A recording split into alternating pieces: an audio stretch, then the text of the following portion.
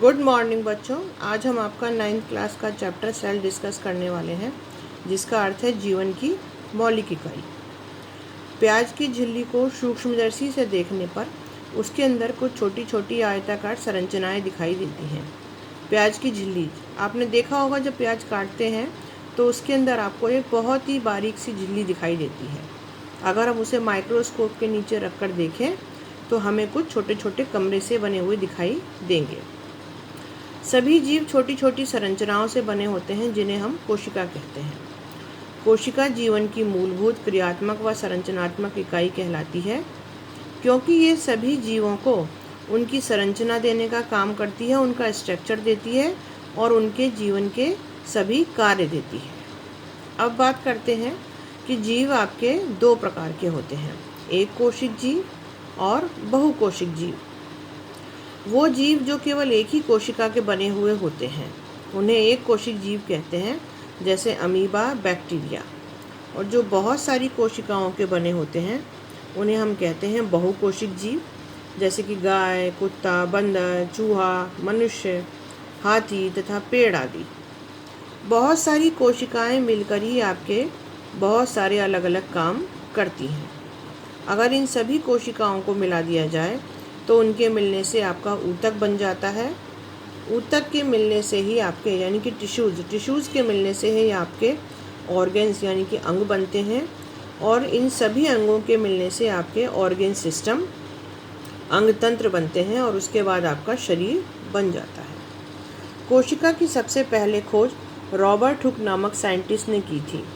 उन्होंने पेड़ की छाल से बनी हुई एक कॉर्क के टुकड़े को माइक्रोस्कोप के नीचे रखकर देखा तो उन्हें उसके अंदर भी बहुत सारे छोटे छोटे कमरे बने हुए दिखाई दिए, और उन्होंने कहा कि इस छोटे कमरे को ही लैटिन भाषा में आपका सेल या कोशिका कहा जाता है।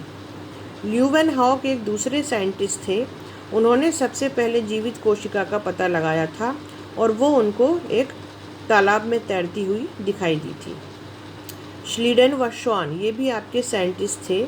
इन्होंने ही कोशिका का सिद्धांत दिया था, और इन्होंने कहा था कि सभी जीव कोशिकाओं से मिलकर बने होते हैं, और सभी कोशिकाएं जो पहले की यानी पुरानी कोशिकाएं होती हैं उनसे ही मिलकर नई कोशिकाओं का निर्माण होता है।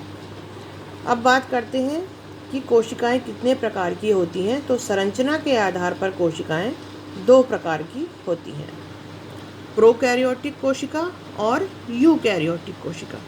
प्रोकैरियोटिक कोशिका जो है ये बहुत ही सरल कोशिका होती है। यूकैरियोटिक कोशिका जबकि जटिल कोशिका होती है। प्रोकैरियोटिक कोशिका के अंदर केंद्रक नहीं होता है, और इसके चारों तरफ झिल्ली भी नहीं होती है, जैसे कि बैक्टीरिया।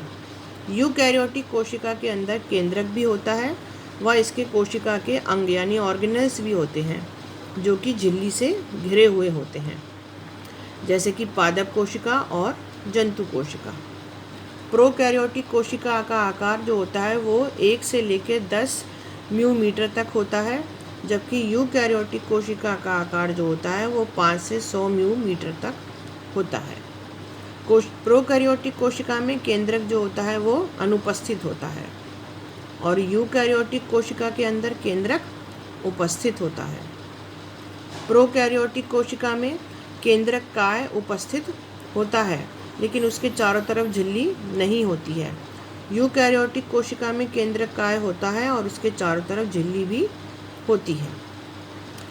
प्रोकैरियोटिक कोशिका के अंदर अंगक यानी कि ऑर्गेनल्स नहीं होते हैं, लेकिन यूकैरियोटिक कोशिका के अंदर उसके सभी अंगक मौजूद होते हैं।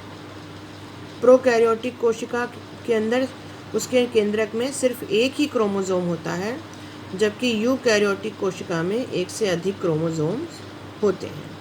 ठीक है, यहाँ ये बात हो गई आपकी कि कोशिकाएं कितने प्रकार की होती हैं। अब उसके बाद नेक्स्ट वीडियो में बात की जाएगी कि कोशिका जो है वो उसका स्ट्रक्चर कैसा है। ठीक है, उसके टाइप्स क्या क्या हैं। Thank you.